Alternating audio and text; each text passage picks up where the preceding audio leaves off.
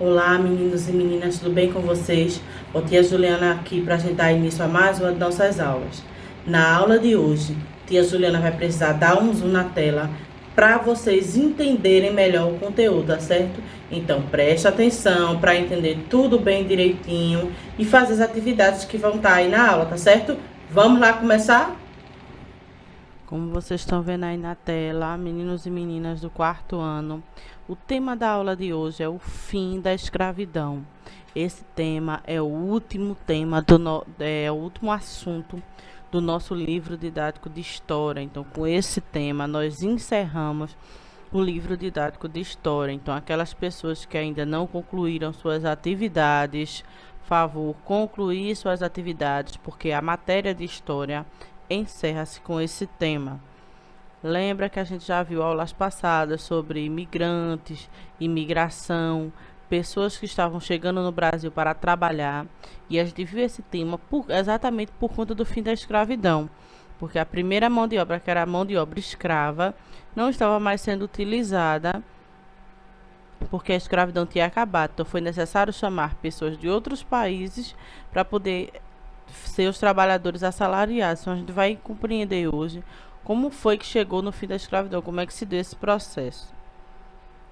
Primeiro, a escravidão se deu através de campanhas abolicionistas. O que são isso? São movimentos que são feitos por pessoas reivindicando o fim dessa escravidão. Então vocês estão vendo aí, eu vou pegar a caneta aqui para ir marcando onde eu estou lendo. Vocês estão vendo aí no primeiro ponto que durante mais de 300 anos os escravos foram a principal mão de obra do Brasil. Então, durou mais de 300 anos a mão de obra escrava. Lembrando que trabalho escravo é todo aquele trabalho que eu faço sem receber nenhum salário, nenhuma remuneração em troca. E o Brasil foi o último país a acabar com esse modelo de mão de obra. Quando o Brasil acabou com a escravidão, todo o resto do mundo já não utilizava mais esse tipo de mão de obra. Então, as pessoas negras aqui no Brasil, os escravos, eles ocupavam quase todas as funções nas fazendas de açúcar, no transporte de cargas de pessoas, nos serviços domésticos e urbanos. Então, eles estavam em todos os locais que precisavam de mão de obra. Só que quando foi nas últimas décadas do governo de Dom Pedro II, foram marcadas pelas campanhas abolicionistas, ou seja, pessoas que se juntaram para lutar pelo fim da escravidão. Que pessoas foram essas?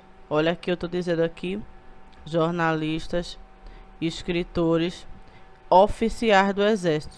Então, todos esses grupos se juntaram para pressionar o governo para dar fim com a escravidão. Só que nesse mesmo contexto, os cafeicultores, ou seja, aqueles donos de fazenda, insistiam que era melhor manter o trabalho escravo. Então, eu tinha de um lado o grupo de jornalistas, escritores e oficiais do exército que queriam acabar com a escravidão, e eu tinha do outro lado os cafeicultores que insistiam em manter esse sistema, porque para ele era muito lucro. Eu tenho mão de obra que eu não pago nada, que colhe o café, eu vendo o café a um preço caríssimo e só tem lucro. Então, para eles, os fazendeiros, perder os escravos significava perder muito dinheiro, porque teriam que pagar salários aos trabalhadores que fossem ocupar o lugar dos escravos. Então se tinha dois grupos, o grupo dos que queriam o fim da escravidão e o grupo dos fazendeiros que estavam lutando contra, porque iam perder dinheiro, porque iriam ter que pagar as pessoas. Então, mesmo com essa situação de insatisfação, essa situação conturbada, os escravos lutavam para mudar a violenta condição na qual viviam. Então, eles queriam sair dessa condição. Então, uma das formas que eles arrumaram para resistir a isso foi destruir os meios de produção e as propriedades dos senhores, ou seja, dos seus donos.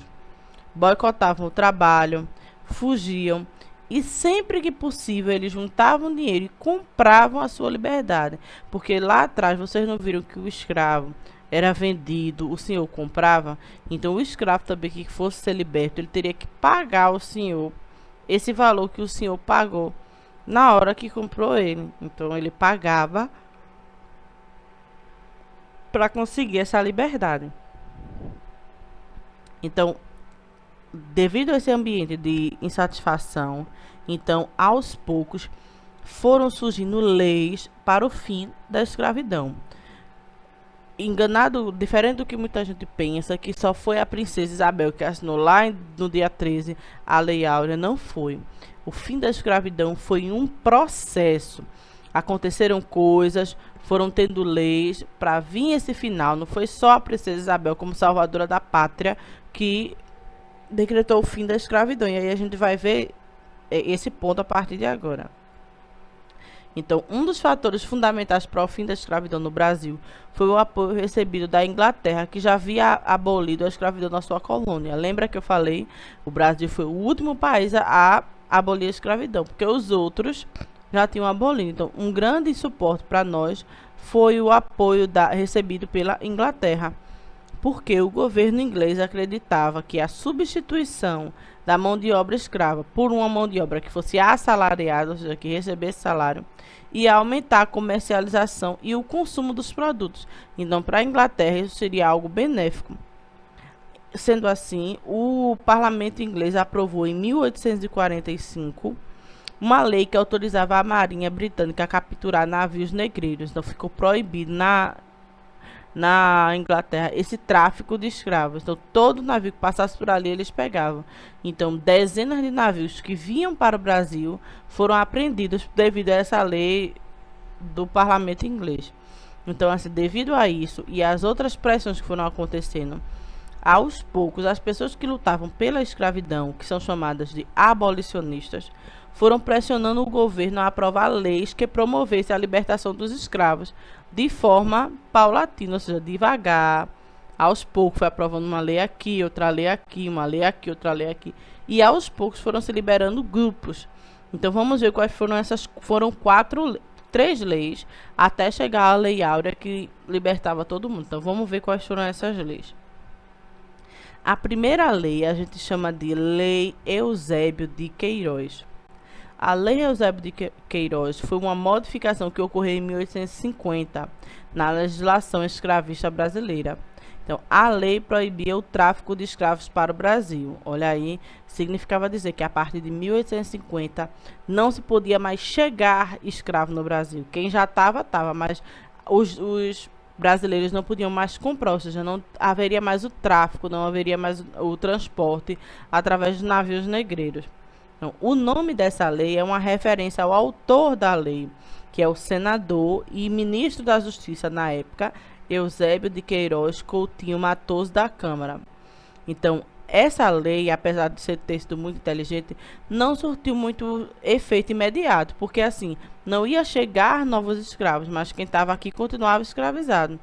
E mesmo assim, eles deram um jeito de fazer o tráfico ilegal, ou seja, criava rotas que não passassem pela fiscalização. Então, não deu muito certo porque continuou entrando escravo de forma ilegal no Brasil. A segunda lei, eu tenho a Lei do Ventre Livre. Dependendo do livro, essa lei vai ser chamada ou Lei do Ventre Livre ou Lei Rio Branco. Essa lei foi criada em 1871. E o que é que dizia essa lei? Veja bem, 2 anos depois, dois anos depois da que foi criada a Eusébio de Queiroz. A Eusébio de Queiroz foi criada em 1850 e, desculpa, 2 anos depois não, mais de 10 anos depois foi criada essa lei, porque a Eusébio de Queiroz é em 1850. Essa do Ventre Livre é 1871, então o que? Quase 20 anos depois foi criada essa lei. O que essa lei dizia? Que os filhos de mulheres escravas estavam livres, ou seja, a partir de 1871, a escrava que tivesse filho, seu filho estaria livre. Só que esse filho tinha que ficar com a mãe até os 8 anos de idade. Então, até os 8 anos, esse filho ficaria com a mãe. Então, qual era a opção dos donos, dos senhores? Receber a indenização que o Estado dava devido a esse filho, ou o liberto deveria trabalhar para o dono até 21 anos de idade. Então, eles recebiam essa indenização do governo e colocavam os meninos para trabalhar até 21 anos. Depois de 21 anos, estava todo mundo liberto. Mas eram só os nascidos a partir daí. Essa lei também não surtiu efeito, porque muitos escravos, muitos donos de escravo, alteravam a certidão de nascimento. Então a lei não era a partir de 1871, então botava o menino para nascer a partir de 1870, alterava a certidão de nascimento, porque antigamente era tudo assim meio desorganizado, não é mais organizado como é hoje. Então foi uma lei também que não surtiu muito efeito por conta disso. E a terceira lei, antes da Lei Áurea, que é a gente chama de Lei Saraiva. Essa lei tem dois nomes. Ela vai vir ou como Lei Saraiva-Cotegipe ou como Lei do Sexagenário. Tanto faz, todos os dois nomes estão corretos aqui, ó. Saraiva-Cotegipe, Lei dos Sexagenários. O que é que essa lei dizia? Que em 28 de setembro de 1885, veja bem, mais quase 10 anos depois da Vente Livre, declarou livre os escravos com mais de 60 anos. Só que eles deveriam trabalhar mais 5 anos de forma gratuita para o seu senhor, a título de indenização. Então, no caso, era 60, então eles iam trabalhar até 65. Depois de 65, eles estavam livres. Essa lei, como as outras duas, também não deu muito certo. Por quê? Devido aos castigos, à má alimentação, a forma precária de moradia, muitos escravos não chegavam nessa idade. Então foi uma lei que foi criada, mas não tinha público para atender essa lei, porque muitos escravos morriam antes de 60 anos.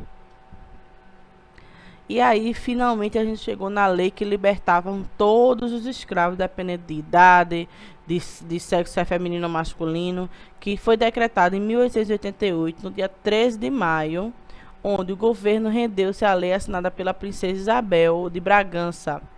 Como foi prevista a lei, desagradou quem dependia da mão de obra escrava. A carta tinha apenas 2 artigos e, pela visão imediatista, teve o objetivo alcançado. Então, é feito eu disse. A princesa Isabel não assinou vou salvar os escravos. Vocês viram que foi um processo. Começou com as campanhas, depois criou a lei Eusébio de Queiroz, depois a lei do ventre livre, depois a Saraiva-Cotegipe, para depois vir a Lei Áurea. Foi um processo. Vocês vão ver aí no livro didático de vocês que a partir de 1887, um ano antes de assinar a Lei Áurea, o movimento abolicionista foi crescendo muito. E cresceu e aumentou o número de simpatizantes. E essas pessoas passaram a facilitar a fuga desses escravos. Então, nesse ano, os militares lançaram um manifesto dizendo que não perseguiriam nem capturariam mais escravos. Então, a princesa Isabel não teve para onde correr, ela ficou acuada, porque o movimento abolicionista estava crescendo, os escravos estavam fugindo e não tinha quem capturar esses escravos. Então, devido a essas pressões, ela assinou o fim da escravidão no Brasil, mas não foi uma coisa, nossa, ela salvou. Foi uma coisa que foi um processo e foi uma coisa que ela não tinha para onde correr, porque os escravos estavam fugindo e não tinha quem prendesse. Então era melhor soltar. Só que, infelizmente, com o fim da escravidão, o cotidiano das pessoas negras no Brasil não melhorou. Então, a proibição da escravidão não resultou na inclusão dos ex-escravos agora na atividade do trabalho salariado, porque os grandes escravos, os fazendeiros, preferiam aqueles imigrantes que eu disse a vocês, que a gente viu nas 2 últimas aulas, pessoas vindas de outro país. Não quiseram os escravos, colocar os escravos para receber salário. Preferiram chamar pessoas de outro país para poder fazer esse trabalho. Então, desse modo, a abolição não resolveu o problema da desigualdade social na nossa sociedade, porque os escravos continuaram marginalizados. Antes eles tinham trabalho, agora eles não têm mais porque ninguém quer pagar, que é só os imigrantes, e eles continuaram escanteados. Então, a marca da desigualdade deixada pela escravidão constitui uma dívida histórica da sociedade brasileira para os descendentes dos escravos. Então, até hoje, você vê que em algumas situações o negro é sempre colocado para baixo, é sempre deixado para trás. Há ainda muito preconceito. Então, isso se constituiu. As marcas da escravidão ainda são vistas hoje. Qual é a forma que isso é vista hoje? Quando uma pessoa sobe no ônibus só porque é da cor negra, você pensa que as pessoas pensam que vão assaltar. Quando entre um branco e um negro, o branco tem preferência numa vaga de emprego, num curso em uma universidade. Então, até hoje, é possível sentir a marca da escravidão, porque as pessoas negras ainda hoje, a sua grande maioria ainda trabalham em cargos menores. Não é que nenhum trabalho seja valorizado, mas é difícil você ver uma pessoa negra sendo um médico, um advogado, ocupando cargos altos, sempre ocupando os cargos baixos, de menor remuneração. Então, da onde vem isso? Isso vem lá de trás, desde a época da escravidão, desde essa época, quando acabou a escravidão, que o negro não tinha onde trabalhar e tinha que trabalhar onde dava. E onde é que dava? Nos cargos sempre baixos, com a remuneração baixa, porque as cargas altas, os lugares melhores, os melhores trabalhos, eram para os imigrantes. Então, isso constitui uma dívida histórica com a sociedade brasileira, que até hoje é possível visualizar. Como eu disse, esse assunto encerra o nosso livro didático de história. Quais são as páginas que devem ser respondidas? 424 e 425 do livro de história, que são as duas últimas páginas do livro. Se você tiver alguma atividade ainda atrasada para fazer, é bom realizar. Bem, espero que vocês tenham compreendido o conteúdo que tia Juliana acabou de colocar aí na tela.